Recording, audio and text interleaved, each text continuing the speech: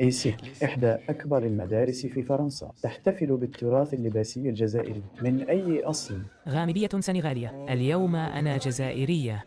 إنه وقت اليوم، والبلوزة تليق بك جدا.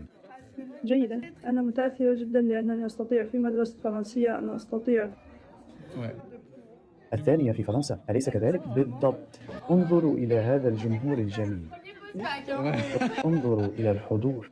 أنا سعيدة جدا بأن أنقل هذا التراث، هذه الثقافة الجزائرية. كان هذا الحدث مبادرة من الطلبة الجزائريين في إيسيك مع جمعيتهم جمعية إيسيك الجزائر، وقد نظموا خلال أمسية واحدة عرض أزياء وطاولة مستديرة حول الزي التقليدي الجزائري، وفيه في النهاية فتاة تخرج من تحت وحش والدها الطيب، رائع الأزياء. متجذرة في تقاليدنا وفي طقوسنا. تحية كبيرة للطلبة وللمشاركين الذين عملوا بجد كبير لكي يكون هذا الحدث نجاح.